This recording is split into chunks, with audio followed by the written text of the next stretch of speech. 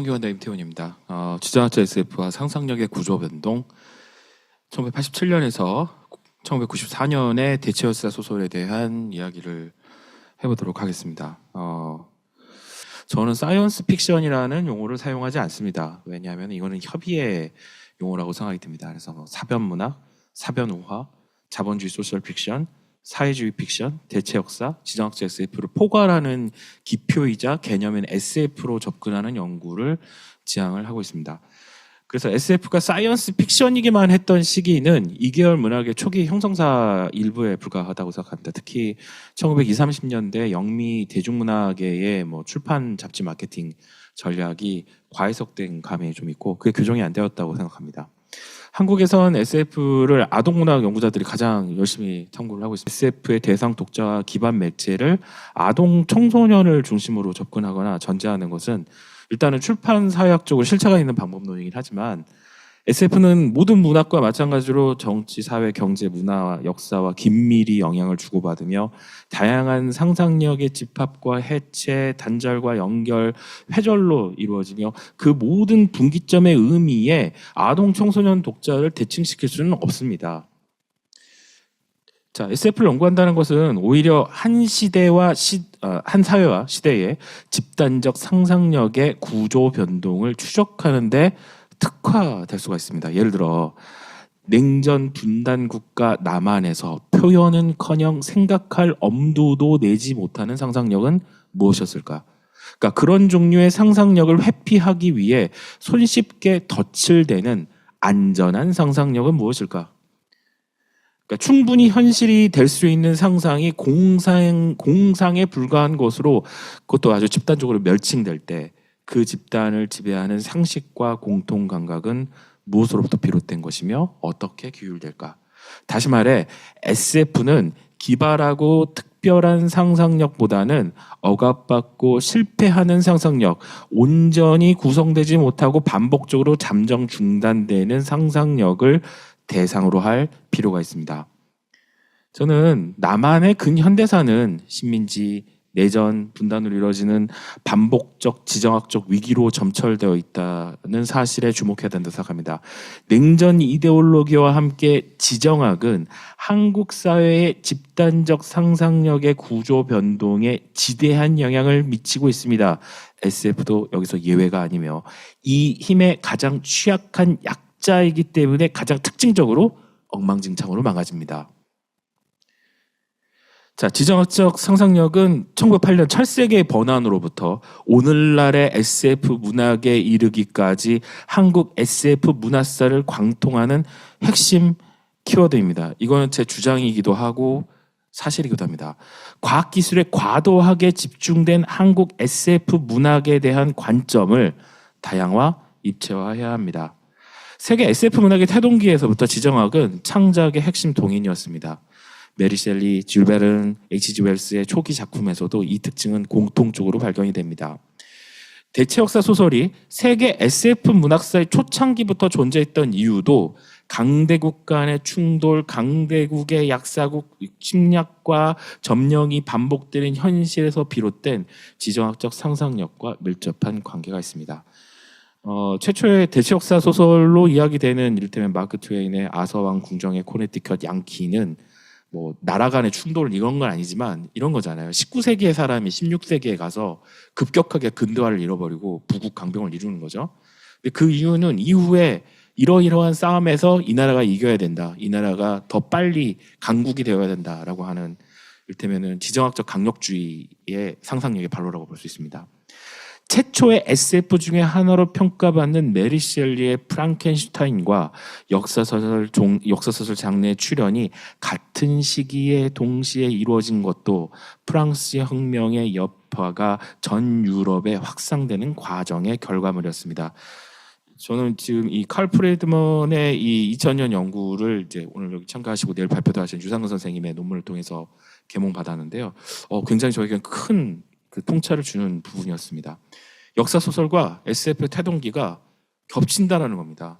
그러니까 상상력의 구조 변동에 있어서 같은 시기적 역사적 배경을 가고 있다라는 것이죠. 다른 사회가 미래에 가능하다라는 믿음과 상상력의 역사적 구조 변동. 가능한 또는 불가능한 역사를 상상하는 일, 대체 역사 소설을 쓰고 읽는 욕망의 문제. 자, 프랑스 혁명 얘기를 다시 돌아가 보면 프랑스 혁명은 유럽 전체를 스케일로 역사를 대중적 경험으로 끌어올린 최초의 전환점입니다. 이 얘기를 한 사람은 무려 루카치입니다. 역사 소설론에서 이 얘기를 한 바 있습니다. 이때를 기점으로 개인은 자신을 역사와 지속적으로 영향을 주고받고 심오한 존재로 인식할 수 있게 됩니다. 역사 소설의 관심과 인기가 고조될 수 있었던 핵심 기저입니다. 자, 여러분 이 부분을 기억해 주십시오. 87년에서 94년 사이에 한국에서 대체 역사 소설이 아주 예외적으로 인기를 끌고 그 후에 갑자기 그 인기가 사그라들었을 때 거기에는 어떤 종류의 기제가 작동하고 있는가? 국가의 구성원으로 공동의 미래와 과거를 상상하는 일의 대중화. 여기에도 역사소설과 SF가 겹쳐 있습니다. 한국 근현대사와 문학사에서 역사소설의 인기가 본격적으로 대중화된 것은 1980년대 중반 이후였습니다. 이 시기 출판시장의 규모는 비약적으로 커졌고 군부 독재에 대한 반감과 민주주의에 대한 요구 그리고 분단과 통일에 대한 인식 전환이 동시에 이루어집니다.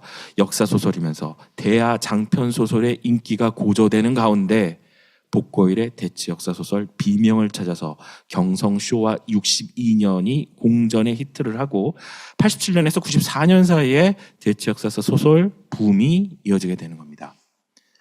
자, 87년에서 94년 이때의 대체 역사 소설 붐은 저는 한국 SF 문학사의 첫 번째 황금기로 평가될 필요가 있다고 생각합니다. 아무도 이렇게 얘기하지 않는 것은 매우 부당하다고 생각합니다. 그동안은 역사 소설 연구와 SF 연구 양편에서 대체 역사 소설을 다루기 애매한 영역으로 방치했습니다. 하지만 이 시기 대체 역사 소설의 특징과 전개는 80년 6월 항쟁, 북핵위기, 94년 김일성 사망으로 이루어지는 동안에 남한 사회의 집단적 상상력의 구조 변동이 어떻게 이루어졌는가를 보여줍니다. 지정학적 상상력의 추동, 가능한, 불가능한 역사를 사고하는 외사법의 문제와 그 구성 요소, 통일과 북한에 대한 인식 변화, 국내외 정세의 격한 변화에도 불구하고 미국과 자본주의에 대한 관념의 일관성에 대해 복합적으로 생각해 볼 수 있게 되는 것입니다. 자, 여러분 이것이 제가 기획하고 지금 해나가고 있는 지정학적 SF라는 연구 기획입니다. 한 작품씩 한번 이야기를 해보도록 하겠습니다. 이 비명을 찾아서 복고일의 87년 3월인데요. 이게 출판된 지 10일 만에 매진이 됩니다. 아주 재판이 계속 이어지면서 대체 역사 소설 유행의 출발점이 되는데요. 제 질문이 이겁니다. 어째서 이 시기에 독자들은 이 소설에 몰입하고 열광할 수 있었던 걸까? 여러분 87년은 직선제 개헌에 반대하는 4.13 호원 조치가 단행되고 이 시기가 중요한데요. 이 책이 87년 3월 거의 말 30일 이때 출간이 됩니다. 그리고 4월 13일 날 4.13 호원 조치가 단행이 되는데요. 그 보름 안짝의 기간 동안에 이런 소설이 막 매진이 반복되는 상황이 막 있었던 것이죠. 일체의 개헌 논의가 금지가 되고 하지만 이때부터 이제 6월 항쟁의 조치가 이제 그 항쟁이 이루어지고 이 조치는 실패하고 직선제 개헌 요구를 받아들이는 6.29 민주화 선언을 이제 받아들이게 됩니다. 또 이때는 이 작품만이 아니라 아까 말씀드린 것처럼 대하 장편 소설의 인기 시기였기 때문에 그 대하 장편 소설들이 하나같이 한국 전쟁에 대한 인식 전환을 반영을 하고 있습니다. 가령 김원일의 불의 제전이 있고 조정래의 태백산맥이 또 그 대표적이라고 할 수 있겠죠. 한국 전쟁이라고 하는 소재가 1950년대 황순원, 김동리, 선우희류의 체험 세대의 비망 높음의 전쟁 문학 범주에서 벗어나서 민족 분단의 원인을 분석하고 한국 전쟁과 분단 현실, 통일 의지로 발전시키는 서사로 올라서는데 이 시기 대하 장편 소설은 여러분 상상력의 집단적 구조 변동을 주도하는 그리고 그것과 동시에 그것을 반영하는 임계점이었습니다. 소재와 서사는 과거를 향해 있지만 주제의식은 공동의 미래, 통일을 탐색한다는 점에서 시간적 초점이 이동된 것입니다. 호원철폐를 이끌어낸 6월 항쟁 체험은 자신의 시민됨과 역사의 심오한 영향관계를 인식하는 획기적인 전환점, 4.13 호원조치로 예정됐던 공동의 미래. 그냥 전두환 그다음 저희 전두환이 정해주는 그다음 누구 뭐 이런 식이 아니라 그런 미래가 바뀔 수 있다. 그러니까 대체 역사의 타임라인을 실제로 경험하면서 공동의 미래나 과거를 상상하는 방식의 사회적 구조 변동이 이루어질 수 있다라는 것. 아까 제가 역사 소설의 등장이라고 하는 것이 전 유럽이라고 하는 곳을 일종의 스케일로 내가 이 역사 변동에 굉장히 밀접하게 관련되어 있구나. 그렇기 때문에 앞으로의 미래, 현재, 과거를 한번 상상해보고 구성해본다는 건 굉장히 중요하구나라고 하는 것에 대한 생각이 만들어진 시기라고 했었잖아요. 바로 이 시기가 대체 역사 소설과 역사 소설 붐의 시기였던 것입니다. 이때 이거 워낙 다 유명한 얘기긴 하지만 좀 이거 따라갈 필요가 있습니다. 직선제 개헌과 12월 대선 승리를 통해 민주주의의 획기적 도약이 가능할지 모른다는 기대는 이게 87년에서 다음 해로 넘어간 게 아니라 그해 12월의 일입니다. 민주진영의 후보단일화가 혈상에 실패를 하고 선거일 직전에 터진, 그러니까 거의 한 일주일 전에 터진 칼기 폭파 사건, 그리고 12.12 쿠데타의 주역이었던 노태우의 당선으로 꺾이게 됩니다.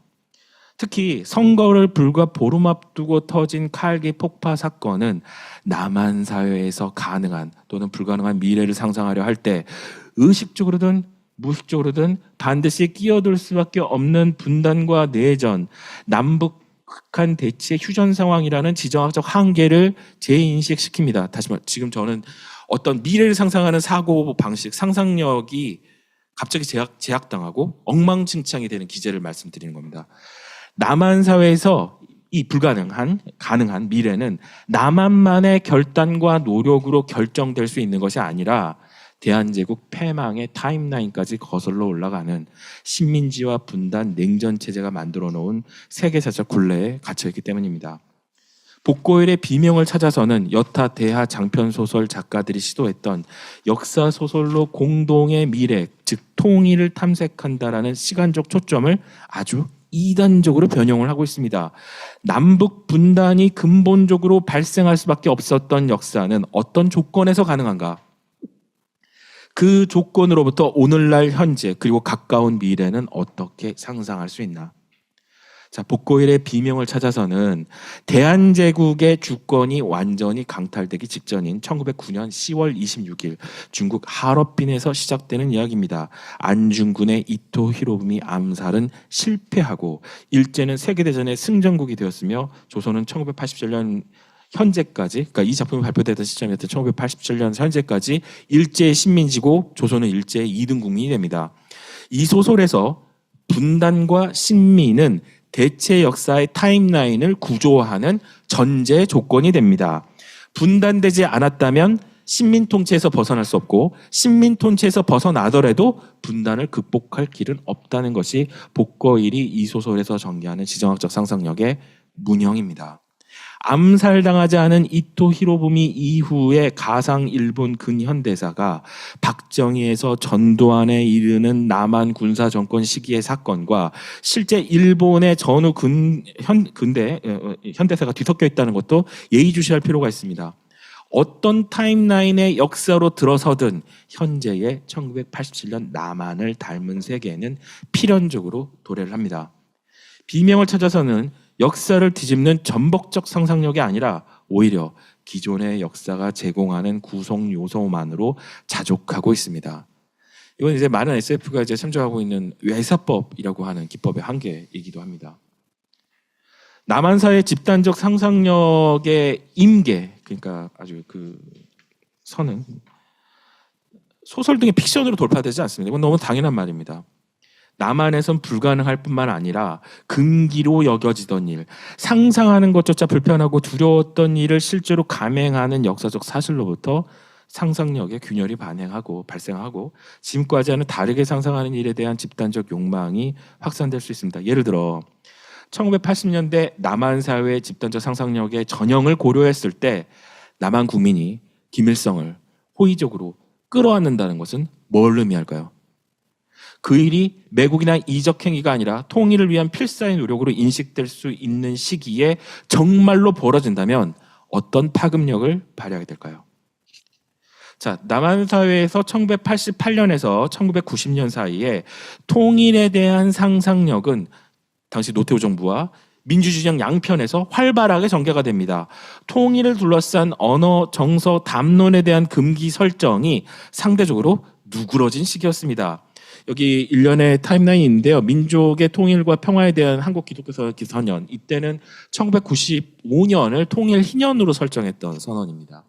그리고 밑에 이제 정부에서 얘기했었던 민족자정과 통일 번영을 위한 이른바 77선언, 이제 한반도 평화라고 하는 것이 정부 차원에서 최초로 언급된 사건이고요. 그리고 이제 말씀드릴 문익환, 임수경의 방북 얘기가 나옵니다.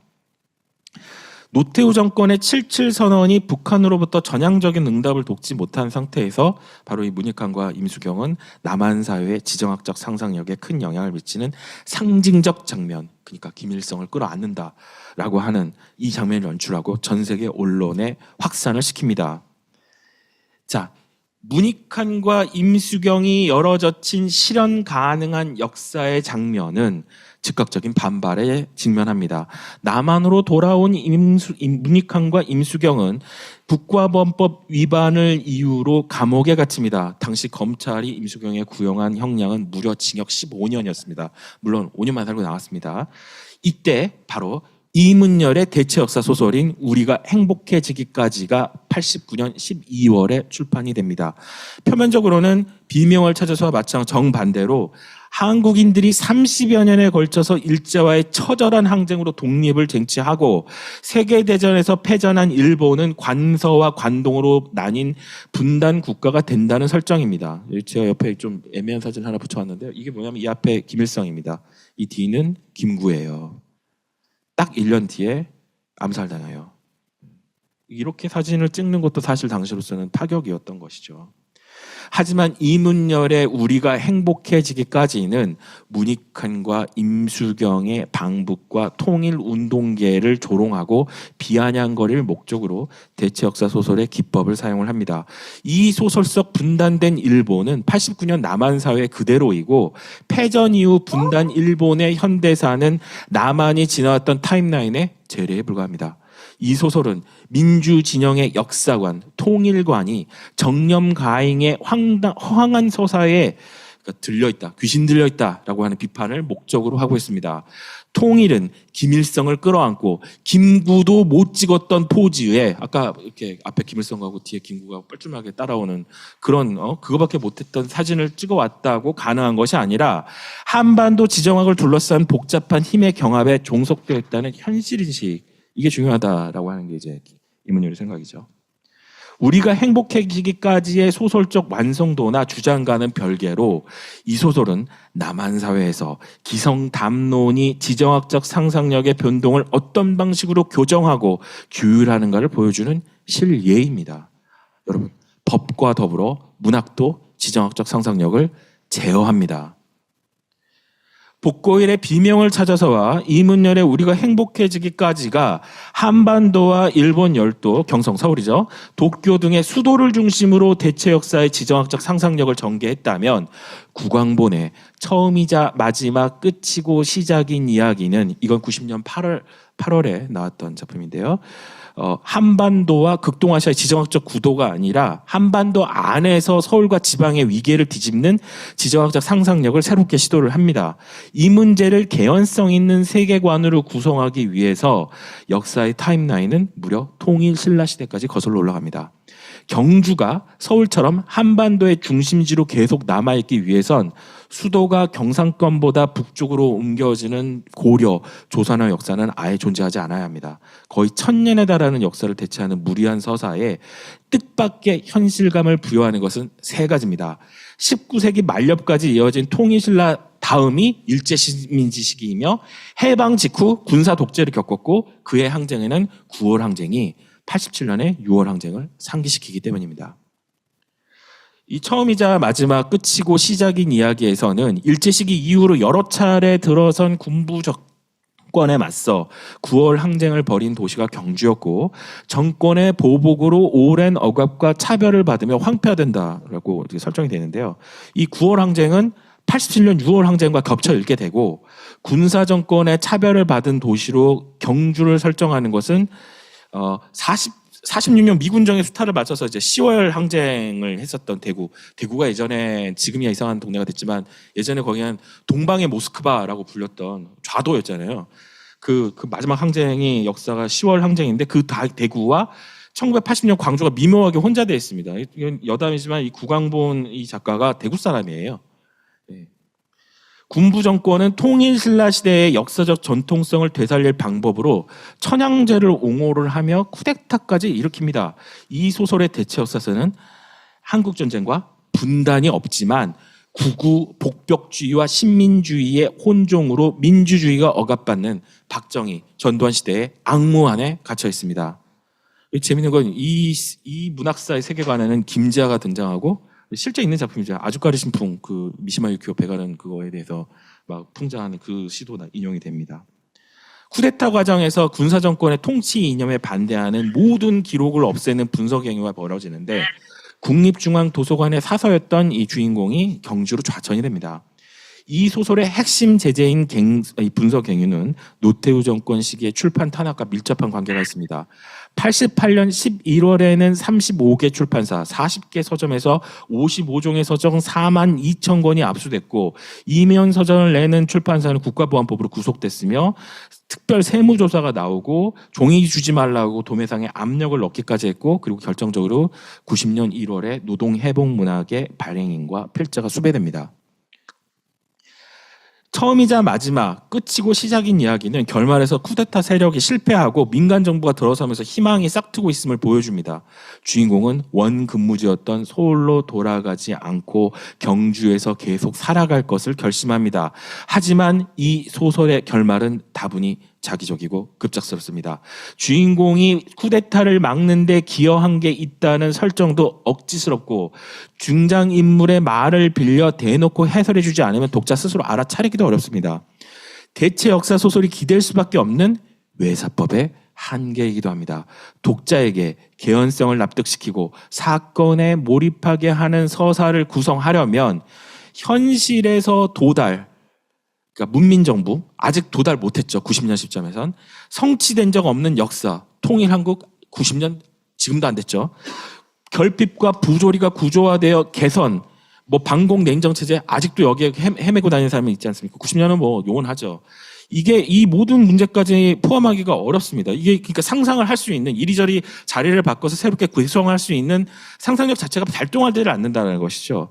구광보는 복잡한 문제를 우회하거나 제외한 채로 역사의 진보를 상상합니다. 억지로라도 이런 결말로 나아갈 엄두조차 내지 않은 복거일 이문열과는 다르지만 1990년의 대체 역사 소설도 1990년의 현실을 넘어서지 못했다는 점에서 한계가 분명합니다. 자, 그리고 90년 이후의 지정학적 현실이 갑자기 급변합니다. 89년 다르고 90년 다르고 91년, 92년, 93년, 94년 매해 달라집니다. 일단 분단체제의 상위체제였던 냉전 양극체제가 붕괴가 되고요. 그리고 이 1년에 급박하게 92년까지 연결되는 남북한의 화해 무드 마치 갑자기 통일이 정말 될 것 같은 이러다가 갑자기 통일되는 거 아니야? 그러니까 지정학적 생산력의 새로운 조건이 형성된 겁니다. 그리고 대체 역사 소설의 외사법에도 확장성이 하나 더 따라붙게 된 것이죠. 그리고 이 시기에 세 편의 작품이 나옵니다. 한석청의 아사달, 정을병의 통일공화국, 복거일의 파란 달 아래입니다. 이 소설들은 통일의 불가능, 가능성이 아니라 무려 지속 가능한 통일 방식의 조건을 탐색하고 있습니다. 남한의 자본주의 시장 경제는 중단되거나 축소되지 않고 점진적으로 북한을 흡수합니다. 연방제, 연합제 어느 통일 모델을 따르든 남북한의 결합은 자유경제의 차원에서 이루어진다는 전제를 공유합니다. 현실 공산권이 연이어 붕괴한 시점에서 자본주의의 궁극적 승리는 역사 발전에서 당연한 행로로 상상이 된 것이죠. 당연하죠. 92년입니다. 소련이 망하고 공산권이 다 무너진 시기인데 여기에서 무슨 사회주의, 공산주의 하기는 어렵죠.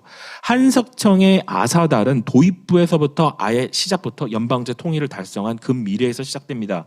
시간이 갈수록 북한은 사실상 남한의 경제 식민지가 되고 자본의 위력과 종교 전파 이슈 등으로 북한 노동자 계급에서 반감과 동요가 고조가 됩니다. 그럼에도 통일은 지속 가능한가? 제가 이 질문에서 지금 이 요약을 멈추는 게요.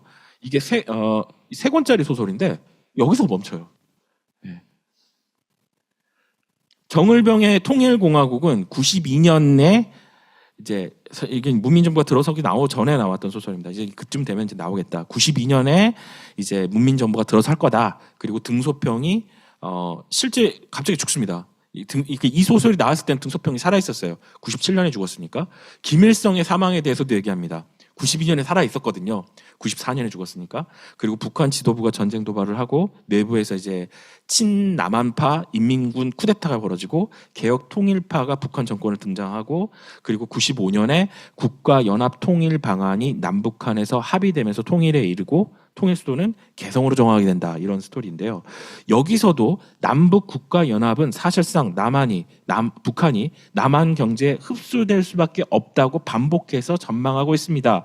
남한 사회가 자본주의의 내부 모순에 의해 내파할 가능성은 조금도 상상되지 않습니다. 아사달과 마찬가지로 통일공화국에서도 민족주의적 통일 의지가 경제에 우선합니다. 아까 윤혁 선생님 발표 들으면서 이렇게 다르구나. 경제가 우선해 버리는구나.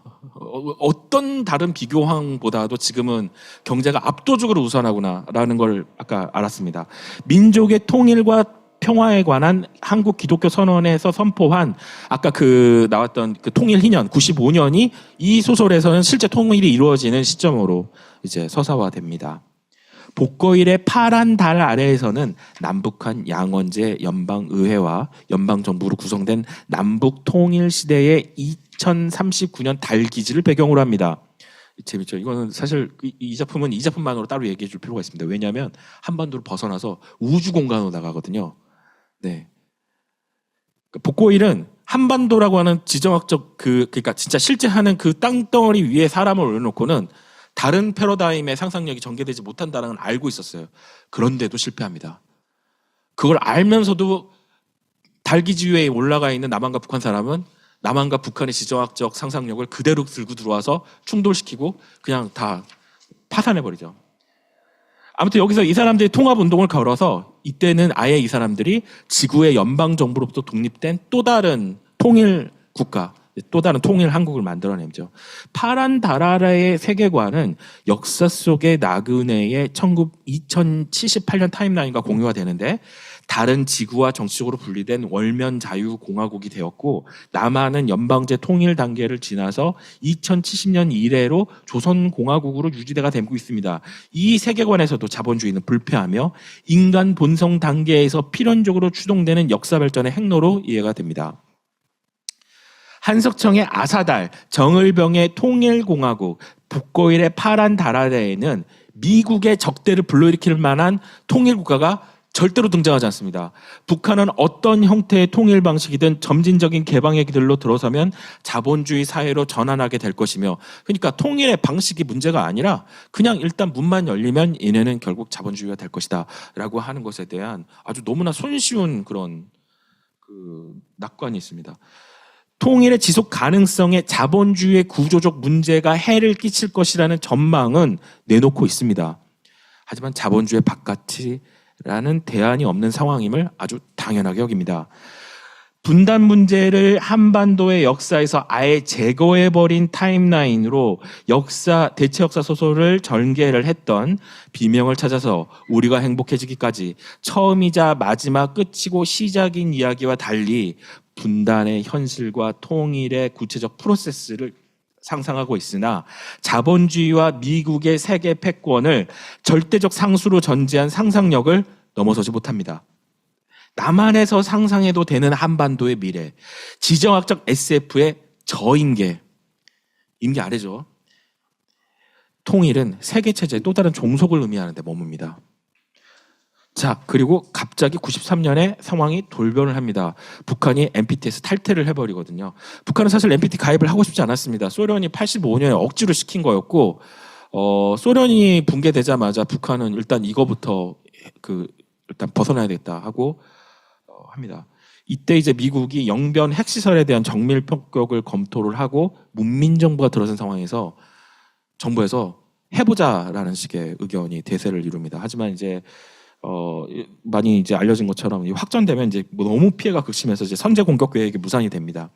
통일로 금세 나아갈 것 같았던 91년, 92년 시기에 남북 화해 무도가 한 번에 일소되고 쓸려나가고 전쟁 위기가 고조가 된 것이죠. 게다가 김일성의 갑작스러운 사망이 벌어집니다. 한반도를 둘러싼 지정학적 상상력은 남북 통일이 아니라 핵전쟁 발발 가능성으로 옮겨갔고 1990년대 중반을 지나 IMF 경제 위기의 시대로 들어설며 경제가 남한 사회의 집단적 상상력의 가장 활성화된 영역으로 구조 변동합니다.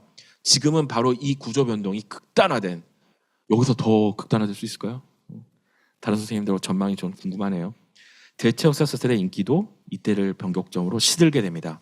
근데 이게 시들었다가 웹소설의 붐과 함께 다시 되돌아왔다는 건 저에겐 굉장히 재밌는 지점입니다. 자, 마지막입니다. 대체 역사 소설의 전성기의 끝머리에서 남북 통일을 꿈꿨던 대체 역사의 상상력이 갑자기 극일, 배일, 혐일의 정서로 재배치됩니다. 92년에 플루토늄의 행방으로 출간되었다가 93년에 무궁화꽃이 피었습니다로 제목을 바꿔 출간하여 데이트한 김직명의 소설이 이 시기의 대표작입니다. 재밌죠? 극일, 배일, 통일이 아니라 극일, 배일, 혐일, 그러니까 핵전쟁으로 일본을 한 방 먹인다라고 하는 얘기가 90여 년에 실패하는데 93년에 이게 공전의 히트를 거두는 거죠. 그러니까 트렌드가 바뀐 겁니다. 고은정의 대한제국 일본 침략사에선 일본보다 앞선 강대한 근대 국가로 성장한 대한제국이 일본을 침략합니다. 고은정은 이 시리즈를 개작해서 99년에 횃불이라는 제목으로 재출간하는데 여기서는 아예 한중일 삼국 통합의 대제국으로 나간다는 얘기가 나옵니다. 하지만 이 작품들은 시간이 가면 갈수록 특히 IMF 시기 97, 98년 정도를 기점으로 해서는 완전히 인기가 꺾입니다. 98년에 특히 일본 대중문화 수입 허용 정책 이후로는 대중적인 트렌드와 아주 동떨어진 것이 되고 맙니다. 자, 여러분 제가 지금까지 여기 쭉 말씀드렸던 건 87년에서 94년까지의 남한 사회의 집단적 상상력의 구조 변동, 특히 거기에 바로 북한과 통일이라고 하는 문제, 그리고 느닷없이 갑자기 경제가 그 모든 상상력의 기제에서 가장 압도적인 힘으로 자리하게 되는 그 움직임을 보신 겁니다. 여기까지입니다. 감사합니다.